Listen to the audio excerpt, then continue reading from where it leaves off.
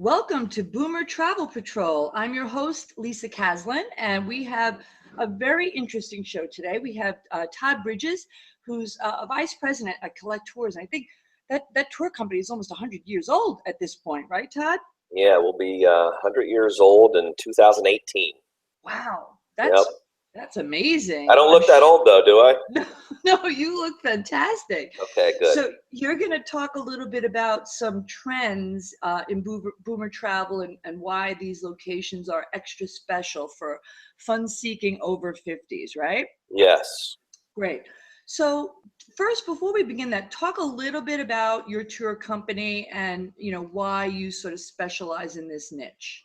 Okay, well, as you mentioned, Lisa, Collette is coming up on 100 years old. We're based out of Pawtucket, Rhode Island, and Collette is an escorted guided tour operator, and we have really since the inception in 1918 have kind of focused on the age group of 50 and up, the people with time and money to take nice tours, from 1918 going down to Florida, to where we finally expanded into air travel in the 70s. And now today we cover all 7 continents and take 4-star, guided travel all over the world. So we've been specializing in this market for quite some time. I see that. So you really have seen, I'm sure, changes and evolutions over the past maybe 10, 20 years, I'm sure. So talk about the past 6 months, anything that's kind of jumping out at you right now in terms of destinations that folks over 50 seem to be drawn to. Well, I mean, as far as the, what Collette does, and there's so many different kinds of travel and ways to travel. Some people like to travel independently. Some like more adventuresome travel. As far as Collette goes, we've designed some different styles of touring. As the baby boomers, it's a different generation, and might be a little bit more of an active traveler. And we've developed tours that involve a little bit deeper dive into cultural experiences, more focus on wining and dining, and visiting the local people in their environment, and visiting farm families.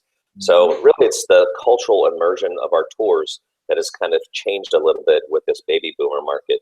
But as far as like destinations, there's still the same destinations seem to be popular year in and year out with Collette.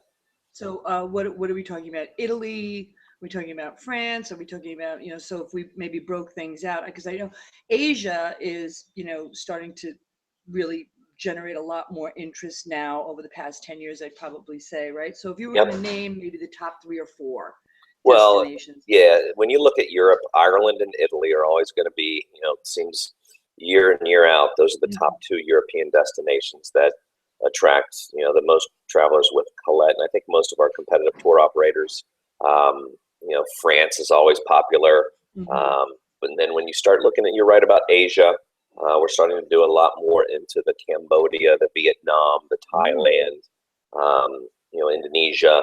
So those are becoming more and more popular. But, Australia, New Zealand is always going to be one of our big destinations. And as far as, the baby boomer population, it seems like that's kind of a big target of their bucket list. Yeah, it's true. I mean, my mom is getting up there. She's past the baby boomer generation. She's planning her trip to Australia for next year. So that's true.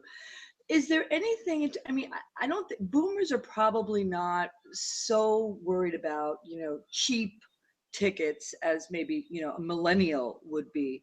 Right. So if you're, how do you make it so that it's, how do you package a tour so it's really interesting to these folks? I mean, I know you say, cultural immersion. So let's just take Australia, for example. When you plan a package to Australia, what's the cultural package that you're putting together? Well,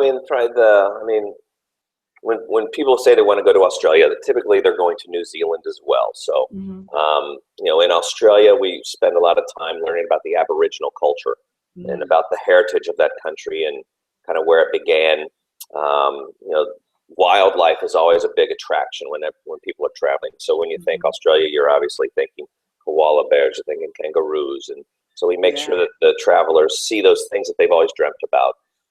When you go to New Zealand, we go to each of our travelers will be assigned a New Zealand farm family, and they'll go out to a New Zealand farm and spend some time with an actual family, go into their home, have a home cooked meal, and really get a feel for what life is like in that destination. Yeah, that's cool. And also in New Zealand, you've got the Maori culture. You learn about the Maoris, and they've got a very interesting heritage as well. So those are some examples of kind of the deeper dive cultural experience that you would find. Yeah, that's neat. So before I let you go, are there any things that are sort of bubbling at the surface right now where, folks are just starting to talk about? Like, I know Cuba is an example, right? Yep. That's strong on the scene now because we're allowed to go there. Are you seeing any headlights as what's the next big gotta go to place? It's a good question. I'll tell you, we've got South Africa, I think, as a destination. A baby boomer myself, the very tail end of the baby boomer years. Me too. Yeah. And so South Africa is a big destination. Really, Australia, New Zealand was always the big, kind of that $5,000, $6,000, $7,000 a person kind of destination that people would be willing to spend to go to. Yeah. South Africa is that next big spend that people are willing to go visit. That's from here in the States, kind of on the other side of the world, Yeah. and it delivers. It's a destination that people are fascinated by. Again, the culture. They've got obviously the wildlife, taken in several game drives and visiting, Victoria Falls, and just amazing sights and cuisine, wineries. They've got amazing wineries in South Africa. So I think that's probably, if I had to pick one destination, it would be that. Yeah. I think that there's some good deals to be had now because there was, the Ebola sort of halo effect has put the fear of God in people. Not many people were traveling for a while, and I think there's some good deals to be had. Is that still the case? There's always good deals to be had. You just gotta look and talk to your friendly travel agent, and they'll lead you to the right deal that's out there. But it's about traveling during off season. If you need to travel at certain times, and you have to go during high season because of vacation, grandchildren, what have you, you're gonna have to pay the price. But if you're willing to be flexible with the time that you go someplace, you can always find a deal. Okay, that's good advice. All right, so before we go, do you have any cool tours coming up over the next few months that you want to talk about? Hey, that's a nice question to ask. Thank you for asking. But I mean, honestly, Collette, like I said, we cover 7 destinations. People are always able to go onto our website at www.gocollette.com. Call your local travel-friendly travel agent, and they can certainly tell you about it. But as far as trips to Collette coming up, people usually book an escorted tour. From the time they book, they're usually looking 6 to 9 months out. So if you're trying to go to a first quarter 2016 destination, think about Australia, New Zealand. The springtime is a great time to go. It's their fall.